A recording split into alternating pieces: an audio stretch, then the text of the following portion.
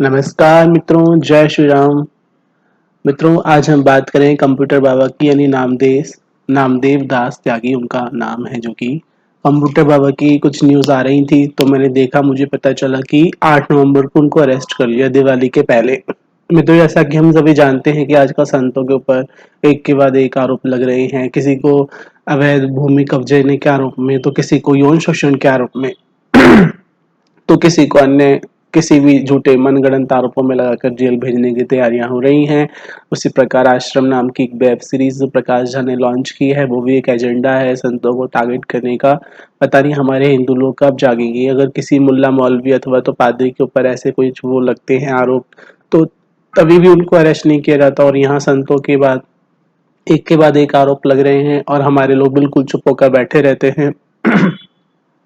तो कंप्यूटर बाबा को अब अरेस्ट कर लिया गया, आपको पता भी नहीं चला होगा, और 28 नवंबर तक उनको जेल में ही रहना होगा। उनके ऊपर 3 केस दर्ज हो गए हैं, अवैध निर्माण के और प्रशासन की कार्रवाई में बाधा डालने के, और भी अनेक एक दो केस उन पर एक के बाद एक। मध्य प्रदेश सरकार यानी शिवराज सरकार अब उनकी दुश्मन हो गई है। मित्रों, हम सभी जानते हैं कि इससे पहले जो सरकार थी उनके साथ वो कंप्यूटर बाबा खड़े थे, तो अब दूसरी सरकार आई है तो वो उनसे बदला ले रही है। तो आजकल हम यही देखते हैं कि जितने भी संत अंदर जा रहे हैं वो किसी न किसी राजनीतिक विद्वेष के शिकार हो रहे हैं। तो आइए जानते हैं पूरी खबर क्या है, ये पूरी न्यूज़।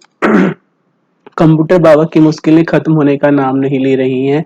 पहले सनातन सुख, फिर शासकीय सुख भोगने के बाद अब बाबा जेल के बाहर आने की जद्दोजहद में है। 8 नवंबर से जेल में बंद बाबा की जेल से बाहर आने की सारी कोशिशें फिलहाल असफल होती दिख रही हैं। 10 दिन से जेल में बंद बाबा को 9 नवंबर को अवैध जमीन पर आश्रम बनाने के मामले में जमानत मिल गई है, लेकिन इस दौरान उन पर शासकीय कार्य में बाधा और व्यवधान उत्पन्न करने आदि 3 मामलों में केस दर्ज कर जेल में रखा गया। इन सब मामलों के खिलाफ बाबा ने हाईकोर्ट में याचिका दायर कर दी थी, जिस पर रविवार को सुनवाई हुई। सरकारी वकील ने अपना पक्ष रखते हुए कहा कि अभी सभी प्रकरणों की जांच की जा रही है और बाबा को जमानत मिल जाने से इन पर असर पड़ेगा। उसके बाद बाबा को 28 नवंबर तक के लिए जुडिशियल कस्टडी में भेज दिया गया। बाबा के साथ उनके साथ सहयोगियों को भी कोर्ट ने जेल में भेज दिया है। उनमें रामशरण दास, मोनू पंडित, संदीप द्विवेदी आदि प्रमुख हैं। गौरतलब है कि मंगलवार को कंप्यूटर बाबा की रिमांड खत्म होने पर इंदौर के एरोड्रम थाने की पुलिस ने उन्हें कोर्ट में पेश किया था। हमेशा मीडिया में सुर्खियां बटोरने वाले बाबा से जब इस दौरान मीडिया कर्मी ने उनका पक्ष जानना चाहा तो उन्होंने कुछ भी कहने से साफ मना कर दिया। ऐसा लिखा है इस न्यूज़ में।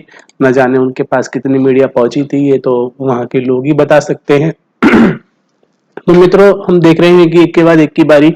हमने तो इसका खुलासा 2010 8 में ही कर दिया था। उसके 2013 में संत आसाराम बापू को, उसके बाद नारायण साईं जी को, उसके बाद राम रहीम बाबा को, रामपाल जी को, और भी अनेक संतों को धीरे धीरे अरेस्ट करा गया। फूलहारी बाबा हो और भी कई बाबा संत हों, लेकिन किसी मोहल्ला मौलवी या पादरी को ऐसे आरोप लगते हैं तो उनको अरेस्ट नहीं किया जाता, ना ही कोई सुर्खियां बनती हैं, ना ही उनकी कोई मूवी बनती है, ना कोई फिल्म बनती है, ना ही उनके खिलाफ कोई बोलने के लिए तैयार होता है। तो ये क्या है?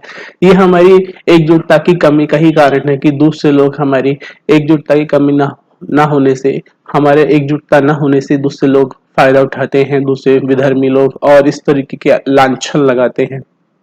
तो ये बड़े दयनीय और शर्मनाक स्थिति है। अब कंप्यूटर बाबा भी अरेस्ट हो चुके हैं। मैं विपुलकर आपको ऐसी अपडेट नई नई देता रहूंगा, जुड़े रहिए।